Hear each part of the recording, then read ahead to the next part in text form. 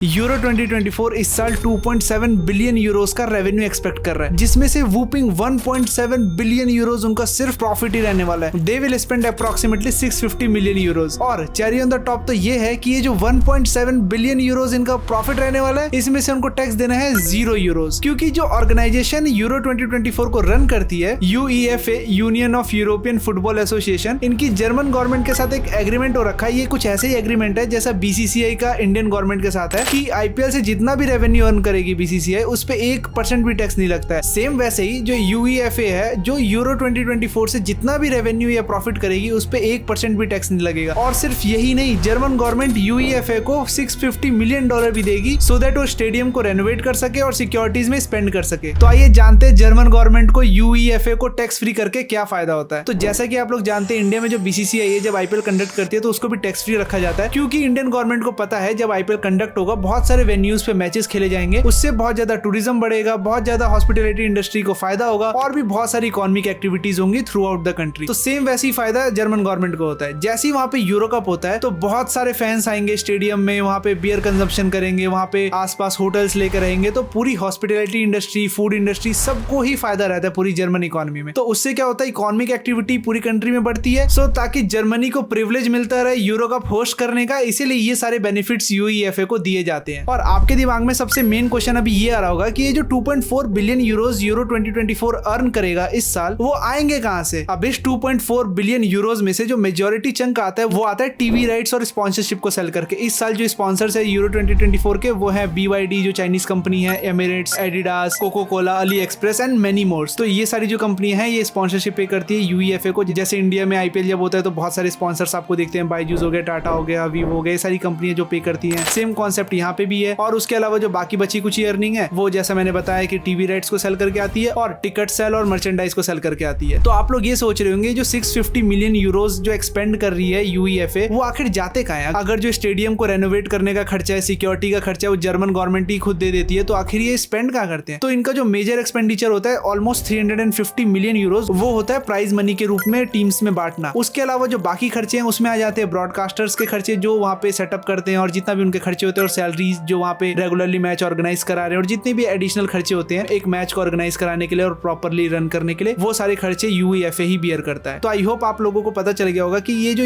UEFA है, जो euro 2024 organise कर रहा है जर्मनी में, उससे जर्मन गवर्नमेंट को क्या फायदा है और उससे UEFA को क्या फायदा है। बट अगेन, इंडिया की जो BCCI IPL ऑर्गेनाइज करती है और जो UEFA यूरो 2024 ऑर्गेनाइज कराता है, उसमें एक चीज का डिफरेंस ये है, BCCI जो पैसा या प्रॉफिट अर्न करेगी IPL से, वो सिर्फ क्रिकेटिंग एक्सपेंसेस में ही लगने चाहिए, जैसे प्लेयर्स की सैलरी देने में हो गए या फिर नए प्लेयर्स की ग्रूमिंग में हो गए, रणजी ट्रॉफी में हो गए। बट UEFA के ऊपर ऐसा कोई ऑब्लिगेशन नहीं है कि ये जो पैसे वो या प्रॉफिट जो अर्न करेंगे यूरो 2024 से, उनको सिर्फ फुटबॉल की मार्केट को ग्रो करने में लगाने हैं यूरोप में, ऐसा इन पे कोई बर्डन नहीं है। बट BCCI पे ऐसा रिस्ट्रिक्शन है कि ये जो पैसे हैं वो सिर्फ और सिर्फ इंडिया में क्रिकेट को प्रमोट करने के लिए यूज होंगे। तो ऐसी अगर आप लोग चाहते हो कि मैं ऐसे थोड़ी थोड़ी केस स्टडीज वगैरह बिजनेस टाइप्स की लाता रहूं, तो please let me know in the comment section. और अगर आपको वीडियो अच्छी लगी तो please like this and subscribe to my channel. Thank you very much.